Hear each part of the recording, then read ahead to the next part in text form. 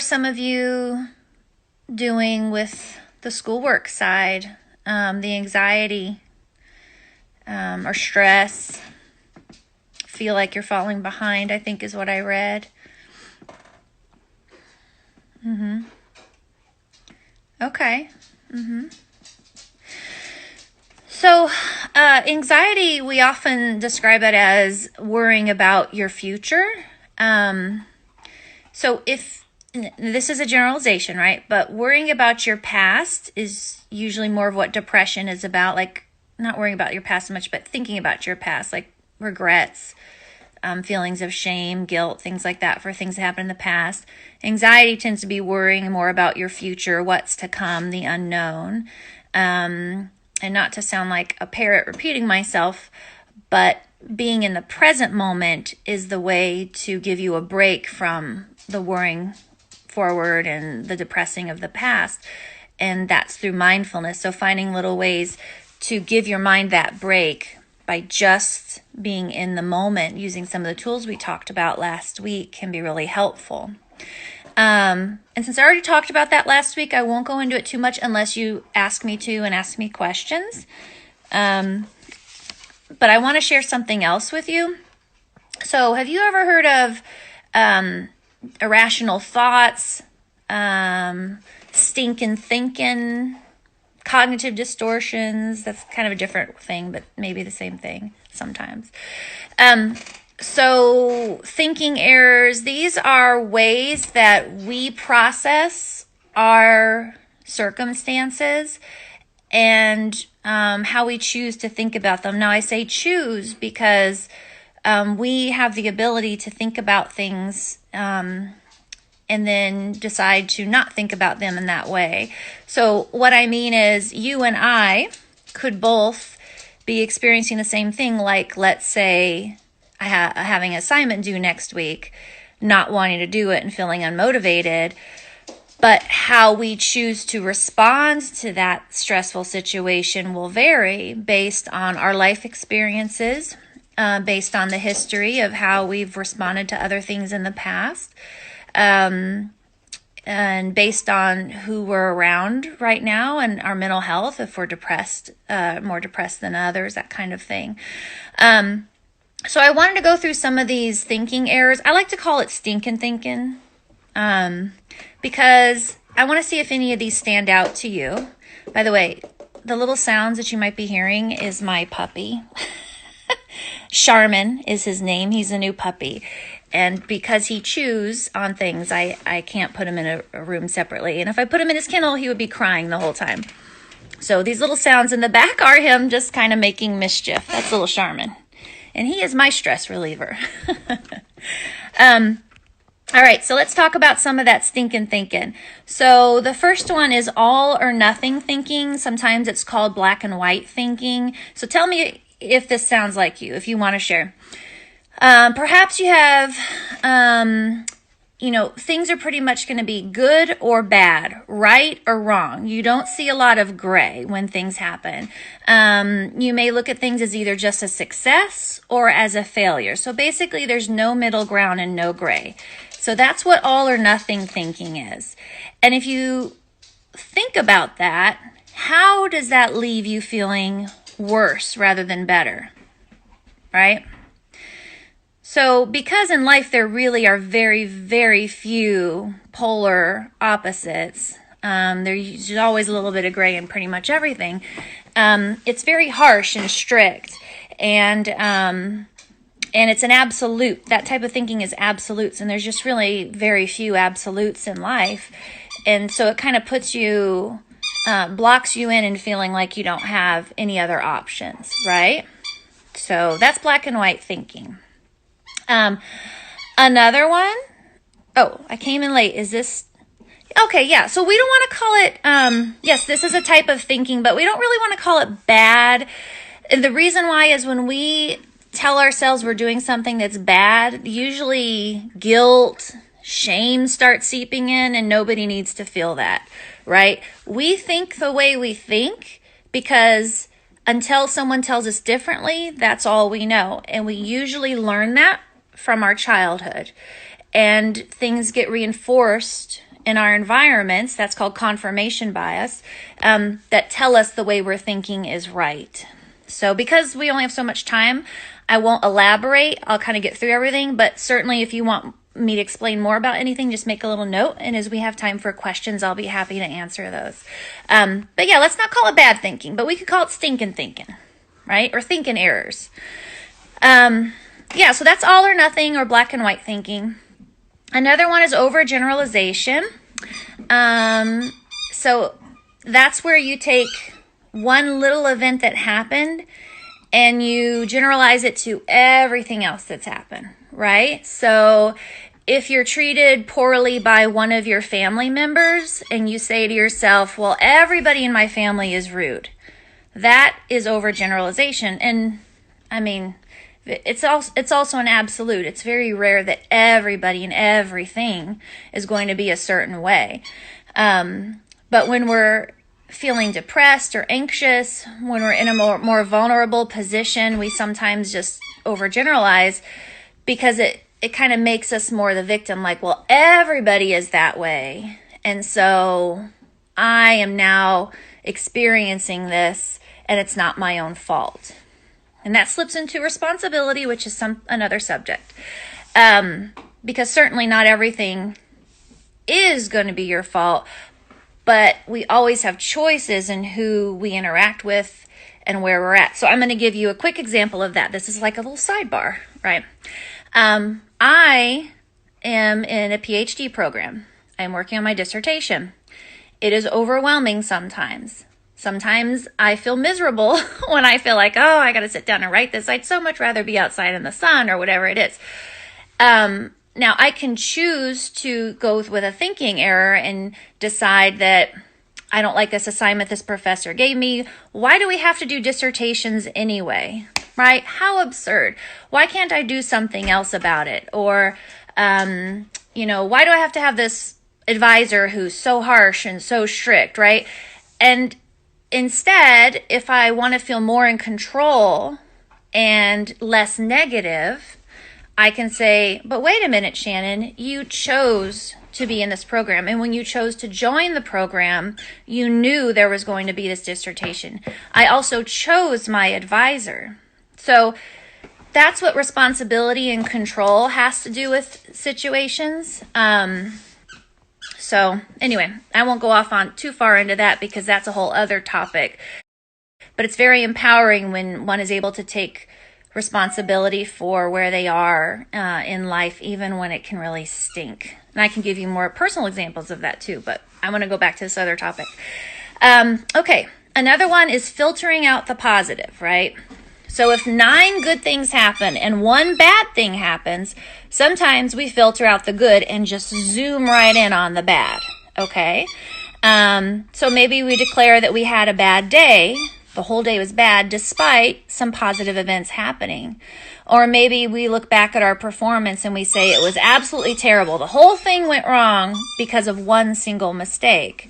So filtering out the positive prevents you from having a realistic outlook on your situation, and developing a balanced outlook by noticing both the positive and the negative is more realistic, and it also leaves you feeling less upset with yourself or about the circumstance afterward. And again, for those of you that are just joining, I'm going through some of the most common thinking errors or stinking thinking. And I'm just encouraging you to try to decide, hey, that sounds like something I do. You're welcome to share or not, but really I just want you to notice, is this something that I do? Is this the way I think sometimes? Okay, I'm going to get that ball because he just keeps squeaking it. I'm so sorry. You little squeaker. Okay, that's my puppy. Okay, so the next one, oh look, he's upset. What happened to my ball? The next one is mind reading. Okay, so even though we may feel like we know somebody better than they know themselves, in the end, we can never be certain about what someone else is thinking. But occasionally, we do like to assume that we know what's going on in someone else's mind. So if we gave a speech in front of a class and we think to ourselves, oh, the professor thought I was horrible, or that student up front must have thought I was an idiot. this doesn't necessarily mean that it's true just because you think it to be true. So you want to remind yourself that you may not actually be accurate in how you're assuming and guessing other people are thinking. And again, you may feel like you know somebody better than they know themselves, and sometimes you may be right. But the question is, if you are making assumptions about what other people are thinking, what is the one way, the only way to be certain that you are right? That's my question for you. I'll play like the Jeopardy music. Do, do, do, do, do, do, do. Yeah, I'm not a musician. I don't sing well. What's the one way? How do you know that what you are assuming someone else is thinking is accurate? So you're all thinking out there. So the answer is you ask them. Nailed it, Professor Navarro. You ask them. And unless you're willing to ask somebody, you don't know that what you're thinking is true. And if what you are assuming is negative and hurtful towards yourself or somebody that you care about, you're just doing yourself a disservice, because you can be absolutely wrong. And I'll tell you, even as a counselor, we pay very close attention to body language just as much as the words that people say. So that doesn't mean I'm always right. So in counseling, I'll note what I think I'm seeing, and then I'll ask. And sometimes I am wrong, and that's why I ask. And that's okay, because now I know and we can go forward. So mind reading is another form of a thinking error. Okay, let's go on to catastrophizing. I think this is probably the one I run into with clients the most. So catastrophizing is what it sounds like. It's sometimes we think things are so much worse than they actually are. So if you fall short in your classwork, or let's say you get a poor grade in a class assignment, and it's, your first poor grade, and you say to yourself, oh my gosh, that's it. I'm going to fail this class. I'm going to fail a class, and then I'm going to fail, and I'm going to have to drop out of school. And then after I drop out of school, I'm going to end up nowhere. I'm going to end up on the side of the street, because I'm not going to be able to get a degree and do what I want to do. And oh my gosh, that's catastrophizing. So if you are trying to budget, if you use a budget and you don't make your budget this month, and then you start saying to yourself, well, I'm going to end up in bankruptcy. I'm never going to have enough money to retire. That's catastrophizing. Because even though there's no evidence that the situation is nearly that dire in the moment, you're still starting to think that. It can be really easy to get swept up in catastrophizing a situation once your thoughts become negative. So think about that. If you're a catastrophizer, think about how it may start small and then just snowball, and then it's just all doom and gloom, right? I have this downward spiral thinking when I fail a test. That's very common. So I'm wondering if any of these thinking errors that I mentioned kind of are resounding with you right now. Got another joiner. Hello. Like, does that sound like some of that catastrophizing maybe? Another one is emotional reasoning. Yeah, catastrophizing is so common, and it's a slippery slope, and it's really easy to fall into without realizing you're doing it. And let me just share with you part of the benefit of counseling or self-work, reading things, learning about the way people think and behave, reading self-help books, whatever that is for you. Once you become aware of the habits, behaviors, and thought processes that you do that negatively affect you, that cause you problems and unhappiness and struggles, once you become aware of it, then you have the choice to either improve it and make things better or not. But before that, you didn't know. So as you learn and hear these things, hopefully you'll be more aware going forward. Oh, I'm doing that. There it is. I'm overgeneralizing again. Right? And then you can choose to keep doing it or not. Yeah. Okay, so emotional reasoning. So our emotions aren't always based on reality, but we often assume those things are rational, right? So if you're worried about making, let's say, a career change, you might assume, okay, if I'm scared about it, I just shouldn't change jobs. Or you may be tempted to assume, okay, if I feel like a loser right now, then I must be a loser. So it's really important to recognize that emotions, just like our thoughts, aren't always based on the facts. If you think about so you have emotions, right, in the moment. You also have your mood, which is your overall feeling, right? So emotions are a lot like the weather, right? If you think about, just pause for a moment and reflect on the very last time where you were feeling really upset, right? For whatever reason. So get that in your mind. Now, the question is, did that last forever, that level of feeling that upset? And hopefully, if it wasn't very recently, the answer is no. And that's because nothing in terms of emotions lasts forever. Even when we're in a depressed state, we can have some ups and downs within that depressed state, right? So our emotions are not a good barometer for what reality is. And something to also think about is there are emotions that we experience that are reactionary to traumas or just negative events that have happened to us in the past. So I'll give you an example. If when I was a child, every time I snuck into the cookie jar, my mother smacked me and sent me to my room without supper, right? Then now as an adult, when my children sneak into the cookie jar, I may have an emotional reaction that's reminiscent of when I was that child sneaking into a cookie jar. Or if I go into the cookie jar myself, I may have an emotional reaction that's not on par with what's going on right now, but it's a reflection of what happened when I was a child. And that's because as children, as we mature and develop, we, just as a survival reflex, as part of a survival as being humans, animals, right, is we learn all these things around us, is what's good, what's bad, what's right, what's wrong, what will hurt us, what will keep us safe. And even if that's toxic or unhealthy or unhelpful, we still learn it to survive, because as children, we are vulnerable to the adults and the people and the situations around us.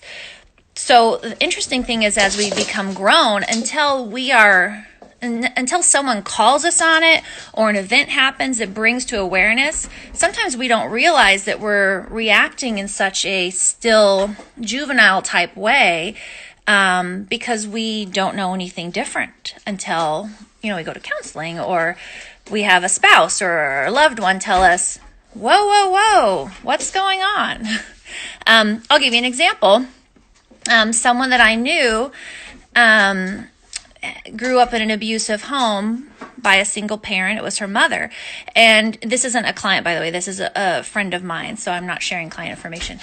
And when she first got married, when her husband would get angry and they would yell, now he was never violent to her, but when he would yell, she would cringe and cower. And he finally at one point said, "Why do you do that? Every time we get into an argument, you act like I'm going to hit you. I'm never going to hit you." And she didn't realize she was even doing that until he pointed it out. And it was at that moment that she realized it, that she actually started doing work regarding the relationship with her mother, but also with her husband. So it's little things like that. So all this to say, the emotions that we're feeling in the moment may not be realistic and accurate to the situation. So just kind of reflect on that. How am I feeling? And I'm feeling very intensely in this moment, but is that really on par with the circumstances? Yeah, the power of calm definitely helps. Oh yeah, some good breathing, calm down, and then get yourself aligned back with your frontal lobe there to make some good decisions. Okay, so we'll move on to labeling. Thank you. So labeling involves putting a name to something, right? Instead of thinking he made a mistake, you might label your neighbor as an idiot. Oh, do we do that? Do you do that when you drive around in Dallas? Right? Somebody cuts you off. What a moron! Right? They may not be a moron. They may not be kind, but they may not be a moron. Maybe they are kind and maybe they are super smart and they just made a mistake while they were driving, you know? So labeling people and experiences puts them into these categories that are often based on isolated incidents. And it's really great to notice when you start to categorize things and work to avoid placing mental labels on everything. Because as humans, we do like to put things in a box. We like to categorize things. And for people who are in minorities, you know, you've experienced what that's like to be put into a box and categorized in a way that's unfair. So it's important for your own health and well-being, mental well-being, to not do that, to kind of allow for the fact that somebody can maybe not be an idiot when they cut you off in traffic, right? Necessarily. Another one is called fortune telling. So although none of us knows what's going to happen in the future, we sometimes like to try our hand at fortune telling, don't we?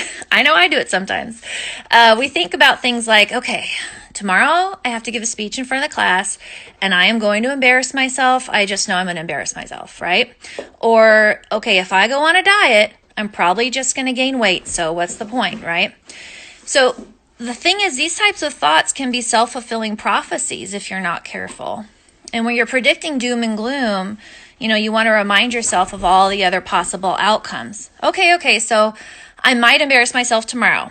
That is true. There is a real possibility I could embarrass myself tomorrow when I give that speech, but I might also do really well, right? So it's trying to look at another option, find the other options when you find yourself fortune telling. Okay? And we have two more. So the ninth one is personalization. As much as we'd like to say that we don't think the world revolves around us, guess what? We are human beings. And if there's one thing human beings like to do, it's to personalize everything. So if a friend doesn't call you back, you may assume she must be mad at me. That's why she's not calling me back. Or if their coworker is grumpy, or you sit by a schoolmate back when we were sitting next to each other in classes, and they don't talk to you, you might conclude, yeah, so they don't like me. I wonder what I did wrong, right? And there goes that thinking, oh my gosh, what did I do wrong? Why don't they like me? So when you catch yourself personalizing situations, take some time to point out other possible factors that might be influencing the circumstances. So it's, again, challenging your belief on what you are assuming is accurate and looking at other options. That person that sat next to me might not be talking to me because maybe they just found out that their best friend has cancer, or maybe they overslept and they take an hour to wake up. One of my kids is like that. Like, he takes a good hour before he is awake, right? And I just learned, don't try to have any serious conversations with Alec when he is first waking up the first hour. And the last one we'll talk about is unreal ideal. So making unfair comparisons about ourselves and other people can ruin our motivation and our drive. So looking at someone who's achieved all kinds of success and thinking, I should have been able to do that, right?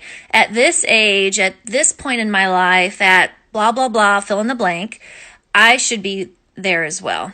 And it isn't helpful, especially if that person had some lucky breaks, maybe some competitive advantages along the way. Rather than measuring your life against someone else's, commit to focusing on your own path to success, right? Because it is different for everybody. Some people really do get things a little easier, and also some people may be working a lot harder than you think behind the scenes. We don't know, but we can only control our own lives. So that's the unreal ideal. And those are the 10 most common, hello, welcome Daphne. Those are the 10 most common thinking errors or stinkin' thinking. And I want to encourage you all to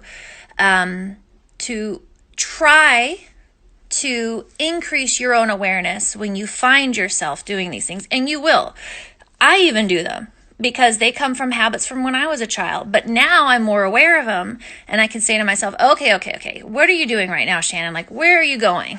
Stop. Let's find some alternatives because this isn't helping you right now. So, thoughts, feedback, questions.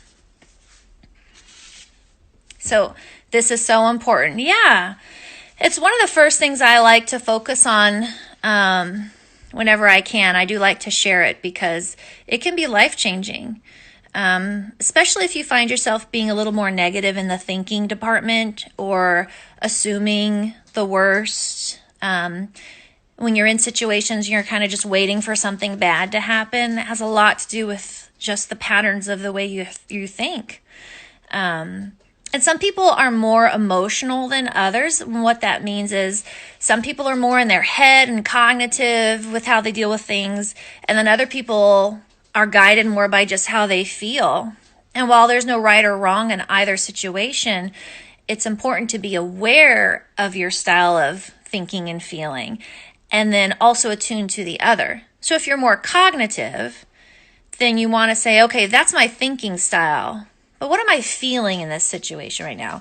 If you're more of a feeling-driven person, that's okay. Just stop and say, okay, but let me think about this. Is this reality? Is this excessive that I'm so angry with my friend for not, for leaving me unread? And I don't even know what happened. But I'm so angry right now. So just kind of thinking about it. This was an eye-opener, especially in the situation we are in now. Well, good. Thank you for that feedback. Yeah. As human beings, there's a couple of things we definitely like in our lives. Number one is control. Control. And so feeling like we don't have control, we're forced to shelter in place. We don't know when it's going to end.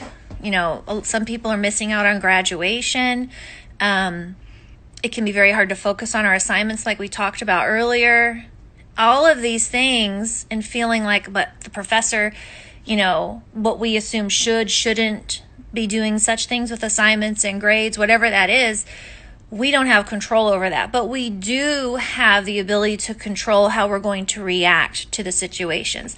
And it's kind of like when I, as raising my kids, not to parentify or sound too parental here, but I always have tried to tell my kids, even when they were little, look, sometimes your choices may stink, but you still have the choice, right? So when my son was very young, I would say, look, you can have your ice cream right now, but if you do, you're not going to be able to have it afterwards, and I'm going to make a whole sundae and make it so much better if you wait till after dinner. So have it now, and it won't be as good as later. It's your choice, but it is your choice. Things like that. We always have choices. If you're trying to study for an exam and you wait until the day before, and not that I'm not saying I haven't ever done that, right? But these are things that we think about. So, do I have a choice to study earlier? Did I choose to watch that show instead of study?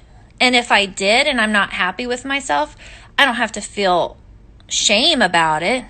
I can feel a little guilty. Guilt is actually helpful. Guilt has to do with the behaviors that we've done, and guilt is a little signal of maybe I shouldn't do that again because I feel guilty. But shame is unhealthy. Shame says it's about you as a person. So for me, for Shannon, guilt is I did something wrong. Shame is I am something wrong, right? So guilt can be helpful. Shame is not helpful. I see too many students self-compare. Oh, gosh, yeah. It's very easy to do that, isn't it? To kind of look at others and say, I should be where they are. And, should, by the way, and must, always, these are words that are absolutes. And again, I go back to, in life, there are very few true absolutes. So, I may have mentioned him last time. So I apologize if I'm repeating myself, but Albert Ellis, I love his work. He he's a theorist of rational emotive behavioral therapy. I bring him up because he said something that I think is so clever and funny. It's a little dirty, so I hope this won't offend anybody, but hopefully you'll laugh with me, right? So he says there's no absolutes in this world. And so what he would tell his clients if they used must and should is he would say, stop shoulding on yourself. Stop shoulding on yourself. You're not doing yourself any good. Stop shoulding on yourself. Or he would say, okay, you need to stop masturbating. So no shoulding or masturbating. It's not helpful for you. I tend to freak out over changes in my plans. Definitely was a bump in my road when the pandemic quarantine set in. Yeah, Daphne, I can actually tell you I relate to that. I am by nature a very organized person, and I discovered by being more aware about who I am and what I do that I become irritable and very frustrated when things do not go as planned. And so when plans change throughout the day, I have a little bit of grace where I can roll with things, but I just start to get more irritated as things don't go well. And I've learned that about myself, and I hope it sounds like you've learned that about yourself as well. And so, the question is knowing that. So now that you know that, what can you do to help yourself feel better when you have things like the unknown and bumps in the road? Because the reality is life is always going to have bumps. I mean, even someone as organized as I am, there's always days. I have actually gotten to the point in my life where I start laughing. I'll say, oh, here we go. It's going to be one of those days, or a couple days in a row. Sometimes it's 3 days in a row. I don't know why. And then things will kind of get back to normal for the most part. But the more you're involved in and the more people you're responsible for in life, the more bumps you're going to get. That's just the nature of living. All right. How do you begin to fix the way you think once you identify the issue? Great question, Tina. Yeah. So yes, awareness is the first step. Bam, you've got it.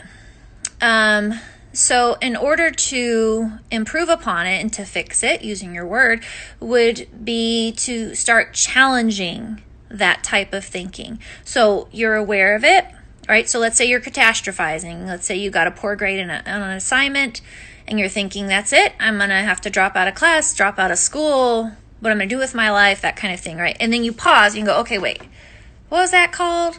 Oh yeah, that's catastrophizing. That's right, I'm catastrophizing. So now comes step 2. Okay, step 1 is awareness. Step 2 is, well, how can I do this differently? Let me think about the reality of what I'm saying. Does it really mean I'm going to fail college? I have to drop out? Do I have an opportunity to still survive this class? And if I don't, I now have the choice, right, to either drop it or retake it. Again, choices can stink sometimes, but you still have choices, which gives you power. So that's step 2, is challenge it. Okay, this is the way I'm thinking. Now what's another option? How else can I think about this? Or this is how I'm feeling right now. So is this reality? Would someone else in my shoes feel the same way? Or are there other options? Are there other alternatives? Yeah, Daphne says, make a plan of action. That can feel real good. Just always leave the wiggle room of sometimes life will just throw you a curveball.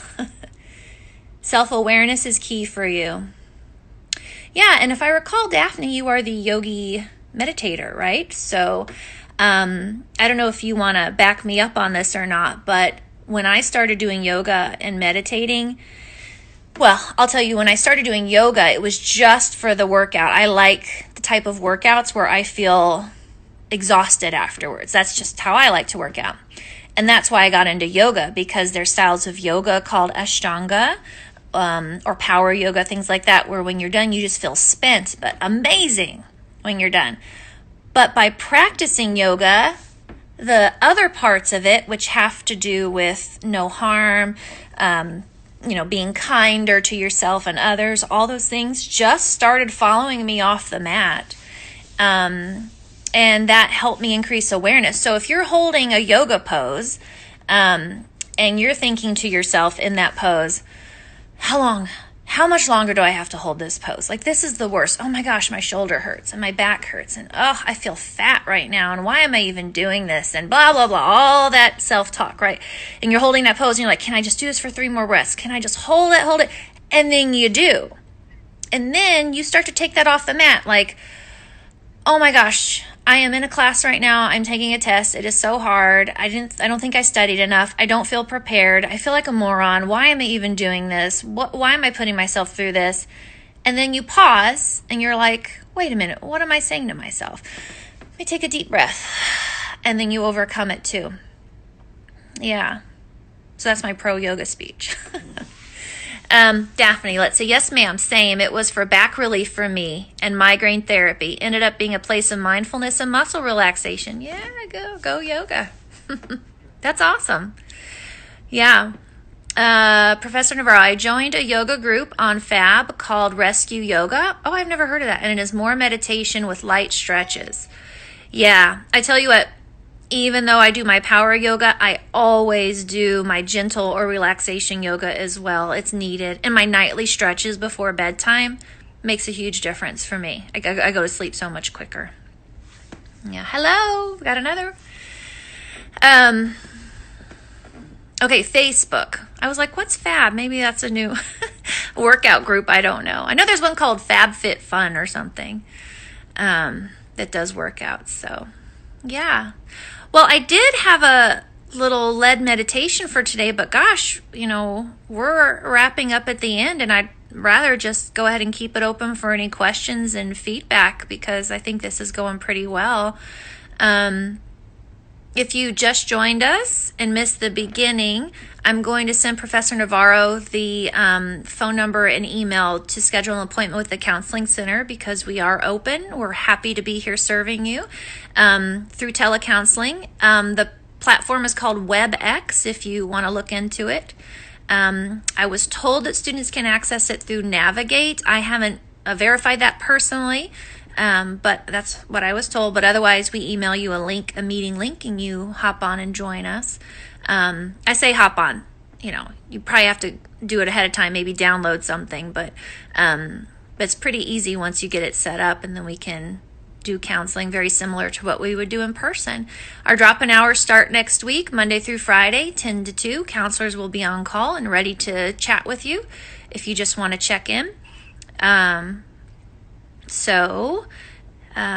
then we have a group starting next Tuesday at 1 o'clock. It's a telequack group. Yes, we thought of that. Telequack. It's kind of like a town hall from the Counseling Center for people to just check in and support each other, ask for support, share ideas, talk about how they're feeling.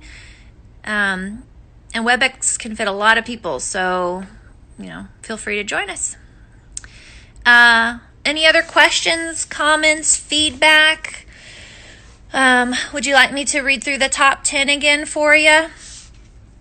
I have my little 10 noted here. So we've got all or nothing thinking. Remember, that's the black and white thinking. Overgeneralizing. Filtering out the positive. So, only keeping that negative scope. Mind reading, if only. Catastrophizing, emotional reasoning, labeling, fortune telling, personalization, and the unreal ideal. There's a lot of great info out there on this. Just type in thinking errors. How do we join? Can you post the info? Oh, for the Counseling Center? Yes, I'm going to send it to Professor Navarro. So for the group, they're developing a flyer right now, but I'll go ahead and send Professor Navarro the login information. It's going to be on the flyer, but basically it's through WebEx. It's through my personal WebEx room. So you would log in through WebEx using the personal link that I'll be sending, and then there's a 4-digit code. You'll enter that, and it's going to be at 1 o'clock every Tuesday starting next Tuesday. Please share with your other students. The more people on there, the more we can serve and help each other. So I'm going to look at the wrapping up option if anybody doesn't have any more questions, feedback. I do want to know, did you find the information helpful today?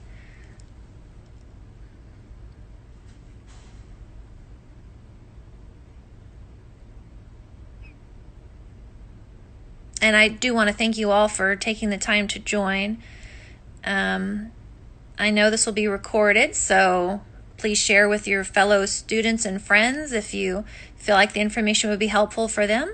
Send it along. I know it gets on YouTube as well, so send it to whomever you think could use it, right? We all could use some more self-awareness and taking time to learn how to help ourselves lead better lives. You're very welcome. I enjoyed it, and thank you all for being patient with my puppy. He's finally relaxed over there. He's done. He's spent. So, very helpful. I have a group here with me listening. Oh, great, Tina. Good. Well, hello, group. Okay, well, I will remember to, again, save it. So you'll have this recording. I know it'll be available for 24 hours on the Instagram page. I think I said that right, page. Yeah. And I always enjoy this. Thanks for tuning in. And you have my email, shannonmosley@dccd.edu if you have any other questions. And I wish you all the very best. And as soon as I see the confirmation from Professor Navarro, I will end the recording. Well, it's not a recording.